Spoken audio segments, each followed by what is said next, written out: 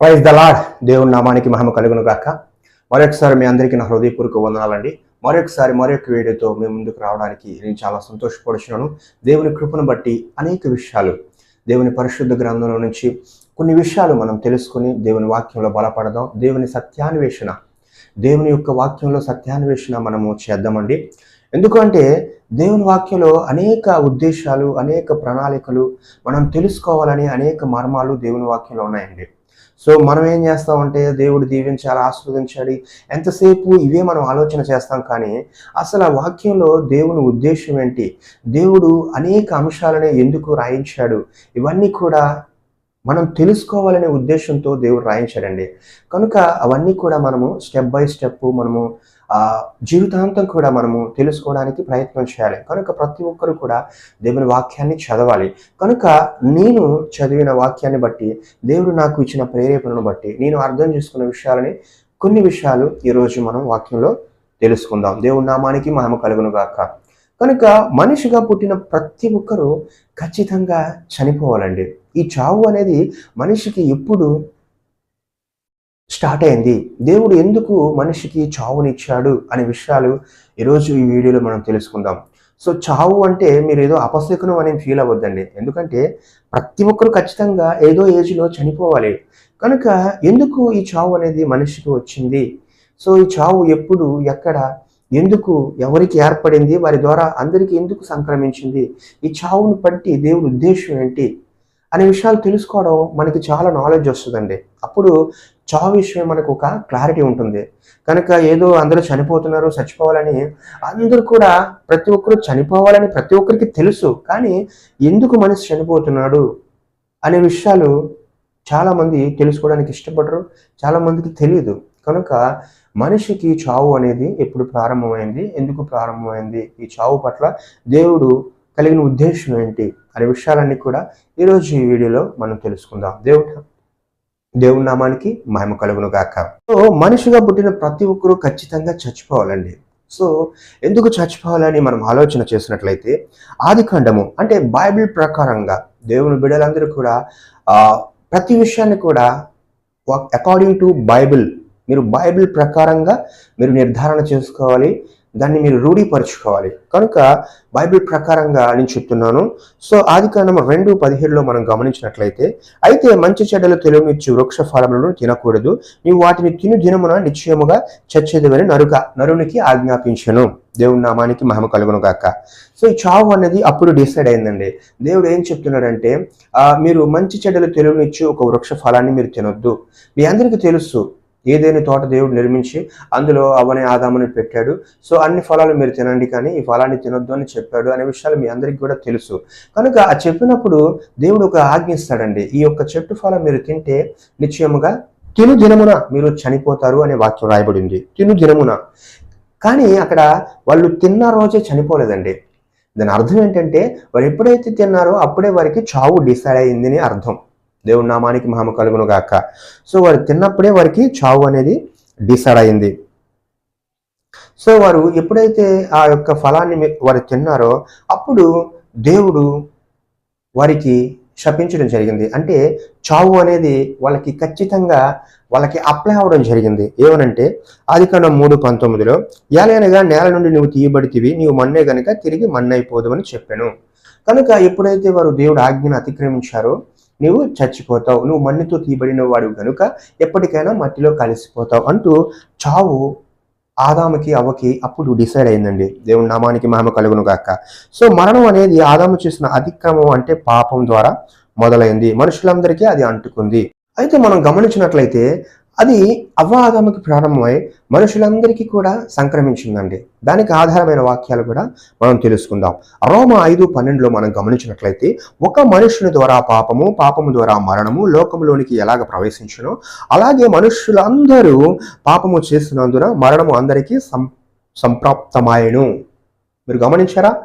ఆదాము అవ్వకి డిసైడ్ అయిన మరణము, వారికి దేవుడు అనుగ్రహించిన మరణము అందరికీ కూడా అది సంక్రమించింది అనే విషయం ఇక్కడ దేవుని వాక్యంలో రాయబడింది. ఎందుకంటే ఒక మనుషుని ద్వారా పాపము అంటే దేవుని యొక్క ఆజ్ఞను అతిక్రమించడం వల్ల ఆదాము పాపం చేశాడు. సో ఆ పాపం ద్వారా మరణము లోకంలోనికి ప్రవేశించాయి. సో మరణం అనేది ఆదాము అవ్వల ద్వారా లోకంలోనికి ప్రవేశించింది. సో మనుషులందరూ కూడా పాపం చేయడం వల్ల అందరికీ అది సంప్రాప్తమాయను. అలాగే రోమ 5:19 కూడా ఏలయనగా ఒక మనుషుని అవిధేయత వలన అనేకులు పాపులుగా ఎలాగు చేయబడిరో అలాగే ఒకని విధేయత వలన అనేకులు నీతిమంతులుగా చేయబడుదురు. ఇక్కడ గమనించండి, ఇక్కడ ఒక మనుషుని పాపము ద్వారా మరణం అందరికీ వచ్చిందని ఒక వాక్యంలో రాయబడింది. ఇంకో వాక్యంలో ఒక మనుషుని అవిధేయత వలన అనేకులు పాపులుగా చేయబడ్డారు అని రాయబడింది. ఇప్పుడు వాళ్ళు తప్పు చేస్తే మనందరికీ మరణం ఎందుకు రావాలి? ఇప్పుడు ఎవరి తప్పు చేస్తే వాళ్ళకి కదా శిక్షార్హులు. సో ఇక్కడ అవ్వాదాము తప్పు చేయడం ఏంటి, మరణం మనకు రావడం ఏంటి, మనకి ఎందుకు రావాలి? ఇప్పుడు ఎవరు తప్పు చేస్తే మనం తప్పు చేసాం అనుకోండి, మనకు శిక్ష వేయాలి దేవుడు. కానీ అవ్వాదాము తప్పు చేయడం ఏంటి, వాళ్ళకి దేవుడు మరణం ఇవ్వడం ఏంటి, ఆ మరణం మనందరికీ కూడా సంక్రమించడం ఏంటి? ఇది ఎలా న్యాయం?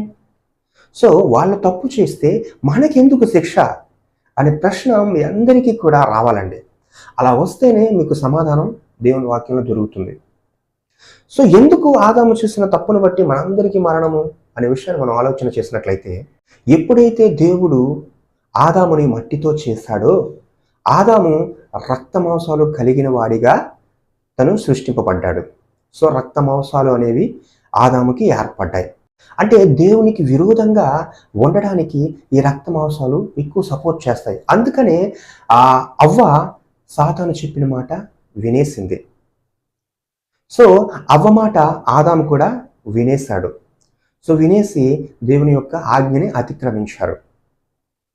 కనుక అదే రక్త మాంసాలు మనకు కూడా వచ్చాయి కాబట్టి, అదే రక్త మాంసాల ఆదాము స్వభావము మనకు కూడా సంక్రమించింది కాబట్టి మనకు కూడా మరణము సంక్రమించింది. అందుకనే వాక్యం క్లియర్గా రాయబడింది, రక్త మాంసాలు దేవుని రాజ్యాన్ని స్వతంత్రించుకొనలేవు. కనుక ఆదాముని దేవుడు మట్టితో చేశాడు. ఆదాము సృష్టింపబడినప్పుడు రక్త మాంసాలు ఆదాముకు కలిగాయి. అందువల్లే అవ్వ సాతాను మాట వింది, అవ్వ మాట ఆదాము విన్నాడు. కనుక దేవునికి వ్యతిరేకంగా లోకపరమైన ఆలోచన స్వభావము రక్త మాంసాలతోనే వాళ్ళకి కలిగిందండి. కనుక ఆ స్వభావమే ఎందుకంటే ఆదాము నుంచి పుట్టిన వారే ప్రతి మనిషి కూడా. సో అవ్వ ఆదాము నుండి పుట్టిన వారు చాలా మంది చనిపోయారు, నోవహు నుండి ఇప్పుడు పుట్టారు కదండి చాలా మంది అంటారు. కానీ వాళ్ళకి తెలియని విషయం ఏంటంటే నోవహు కూడా ఆదాము నుండి వచ్చినవాడే. కనుక ఆదాముకున్న శరీర రక్త మాంసాల స్వభావమే మనందరికీ సంక్రమించాయి. కనుక ఆ స్వభావం మనలో ఉంది కాబట్టి మనం కూడా పాపులుగా నిర్ధారణ చేయబడ్డాం. అందుకే మరణం మనకు కూడా సంక్రమించింది. అందుకనే మనిషి పుట్టుకతోనే పాపి అని వాక్యం రాయబడి ఉంది. సో ఎక్కడ ఆ వాక్యం అంటే కీర్తనలు 51:5 మనం గమనించినట్లయితే, అందుకే దావీదు అంటాడు, నేను పాపంలోనే పుట్టిన వాడను, పాపంలోనే నా తల్లి నన్ను గర్భమును ధరించెను. మీరు బాగా ఆలోచన చేయండి. పుట్టిన పసిపిల్లాడు పాపం చేస్తాడా? పుట్టిన పసిపిల్లాడు పాపం చేస్తాడా? పాపం చేయడు. కానీ దావీదు ఏమంటున్నాడు, నా తల్లి నన్ను పాపంలోనే జన్మించింది, నేను పాపంలోనే పుట్టాను అంటూ దావీదు చెప్తున్నాడు.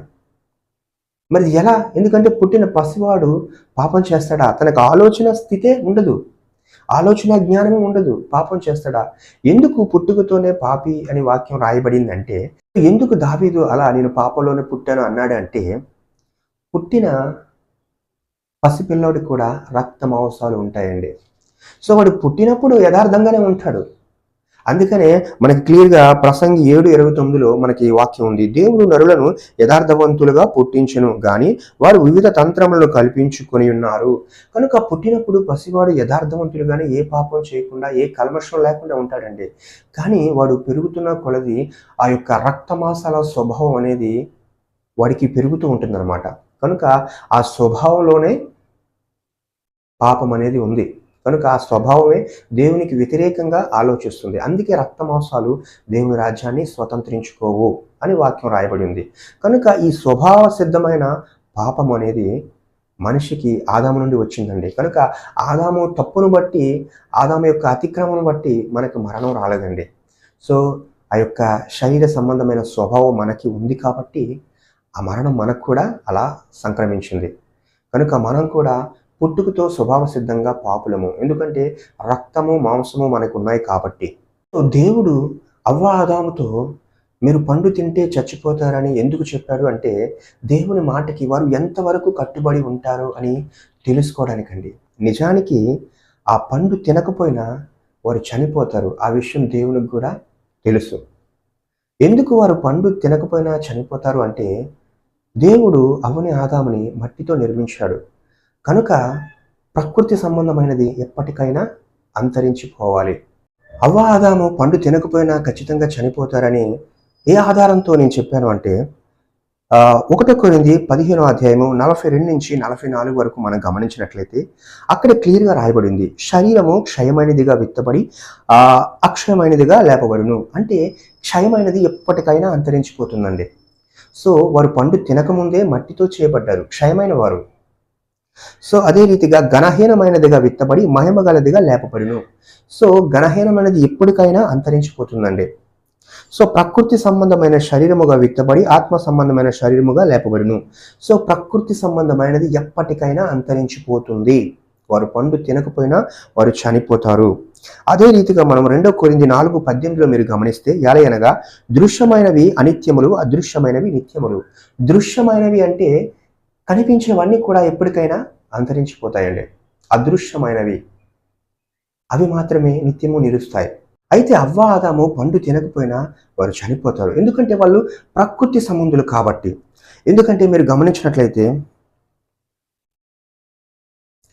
గమనించినట్లయితే దేవుణ్ణి నమ్మిన వారు, దేవుణ్ణి నమ్మని వారు ప్రతి ఒక్కరు కూడా అందరూ మరణించక తప్పదండి. ఎందుకంటే అందరూ ప్రకృతి సంబంధులు. కనుక మరి దేవుణ్ణి నమ్మిన మనకి ఏంటి బెనిఫిట్ అంటే, దేవుణ్ణి మనం ఎరిగి ఉండాలి, దేవుణ్ణి మనం తెలుసుకోవాలి, దేవుని ఉద్దేశాలు, దేవుని యొక్క ప్రణాళికలు మనము తెలుసుకోవడానికి ప్రయత్నం చేయాలి. మనము దేవునికి విధేయులుగా ఉండాలి. దేవుడు అనే ఒక సబ్జెక్టు మన జీవితంలో ఉండాలండి. అలా ఉంటేనే మనం మళ్ళీ బ్రతికింపబడతాం. సో ఎందుకు అలా? దేవుడు నమ్మని వారికి, మృగాలకి తేడా లేదండి. వారు నశించు మృగములను పోలిన వారు అని రాయబడింది. కానీ దేవుని ఎరిగిన వారు మాత్రమే మళ్ళీ ఆత్మ సంబంధులుగా లేపబడతారు. సో అదృశ్యమైన వారిగా మనము లేపబడతాం. కనుక దేవుని నమ్మిన వారికి ఆ యొక్క అవకాశం ఉందండి. అంటే దేవుని ఎరగాలి. దేవుడు అనే సబ్జెక్టు అవగాహన కలిగి ఉన్న వారికి మళ్ళీ బ్రతికే ఛాన్స్ ఉందండి. ఎందుకు అంటే లూకా 8:11లో విత్తనము దేవుని వాక్యము. కనుక యోహాను 12:24లో గమనిస్తే, గోధుమ గింజ భూమిలో పడి చావకుండిన ఎడల అది ఒంటిగానే ఉండును, అది చచ్చిన ఎడల విస్తారముగా ఫలించును. కనుక దేవుని మాట అనేది మనలో పడాలండి. అది విత్తనము. కనుక అంటే దేవుడు అంటే ఒక అవగాహన తెలుసుకోవడమే దేవుని వాక్యం మనలో ఉన్నట్టు. ఎందుకంటే ఇప్పుడు దేవుని వాక్యం ఎవరో చెప్పకుండా నువ్వు మారవు కదా, దేవుని వాక్యం నీకు తెలియకుండా నువ్వు దేవుని నమ్మవు కదా. కనుక దేవుని నమ్మావు అంటే దేవుని యొక్క వాక్యం అనేది నీలో ఉంది. కనుక ఆ వాక్యం ఏం చేస్తుందంటే నిన్ను చంపుతుంది. ఎందుకు నిన్ను చంపుతుందంటే మళ్ళీ బ్రతికించడానికి. సో అందరూ చనిపోతారు, అందరితో నువ్వు చనిపోతావు, కానీ దేవుని వాక్యం నీలో ఉంది కాబట్టి. సో విత్తనం భూమిలో పడి చచ్చిపోతేనే అది మొలకెత్తుతుంది. కనుక విత్తనం అనేది దేవుని వాక్యం అండి. అది మనలో వచ్చినప్పుడు మనం కూడా ప్రకృతి సంబంధంగా ఉన్నాం కాబట్టి మనం కూడా చచ్చిపోతాం. కానీ అది చస్తేనే దేవుని వాక్యం అనే విత్తనము మళ్ళీ మొలకెత్తుతుంది. అదే ఇందాక మీకు వాక్యం చూపించాను. మనం నమ్ముకున్నవారు, దేవుని నమ్ముకున్నవారు, మనలో వాక్యం అనే విత్తనం ఉంది కాబట్టి మనము క్షయమైనదిగా విత్తబడి, అంటే ప్రకృతి సంబంధంగా విత్తబడతాం, తర్వాత అక్షయమైనదిగా లేపబడతాము, ఘనహీనమైనదిగా విత్తబడతాము, మహిమ గలదిగా లేపబడతాము, బలహీనమైనదిగా విత్తబడతాము, బలహీనమైనదిగా విత్తబడి బలమైనదిగా లేపబడతాము, ప్రకృతి సంబంధమైన శరీరముగా విత్తబడి ఆత్మ సంబంధమైన శరీరముగా లేపబడతాము. కనుక ఎందుకు అంటే మనలో దేవుని వాక్యం ఉంది కాబట్టి. కనుక దేవుడు అంటే అవగాహన లేని వారు కూడా చనిపోతారు. దేవుడు అంటే అవగాహన కలిగి దేవుని నమ్ముకున్న మనం కూడా ప్రకృతి సంబంధులం కాబట్టి చనిపోతాం. కానీ దేవుని వాక్యం అనే విత్తనం మనలో ఉంది కాబట్టి అది మళ్ళీ మనల్ని బ్రతికిస్తుంది. కనుక ఈ యొక్క భౌతికమైన మరణము మనకి మంచిది, మనకి మేలు. ఎందుకంటే మళ్ళీ మనం నిత్యము బ్రతకాలంటే మనము ఈ ప్రకృతి సంబంధంగా మనము చనిపోవాలి. అప్పుడే దేవుని వాక్యం అనే విత్తనము మనల్ని చంపి మనల్ని బ్రతికిస్తుంది. దేవుని నామానికి మహిమ కలుగును గాక. ప్రకృతి సంబంధంగా ప్రతి ఒక్కరూ చనిపోవాలండి. ఖచ్చితంగా ప్రకృతి సంబంధంగా ప్రతి మనిషి ఖచ్చితంగా చనిపోవాలి. ఈ విధంగా చావు అనేది ఈ రకంగా మొదలైందండి. సో మనిషికి దేవుడు ఆజ్ఞ ద్వారా చావును అనుగ్రహించాడు. ఆజ్ఞ అంటే దేవుని వాక్యం, దేవుని మాట. సో ఆజ్ఞని అంగీకరించిన వారు, ఆజ్ఞని తెలుసుకున్న వారు మాత్రమే మళ్ళీ బ్రతుకుచారు. కనుక చాలామంది దేవుడు ఆజ్ఞని వారు అంగీకరించట్లేదు, పట్టించుకోవట్లేదు. అంటే దేవుని వాక్యాన్ని, దేవుని సువార్తని ఎవరు గైకొనట్లేదు. దేవుని పట్ల అవగాహన లేకుండా జీవించారు. వాళ్ళందరూ కూడా ప్రకృతి సంబంధులే కాబట్టి చనిపోతారు. సో వాళ్ళకి మృగాలకి తేడా లేదండి. కానీ వాళ్ళకి నిరీక్షణ లేదు, వారు మళ్ళీ జీవించరు. కనుక ఈ కొద్ది మాటలు మనందరి వినికిడిలో దేవుడు దీవించును గాక. ఆమేన్.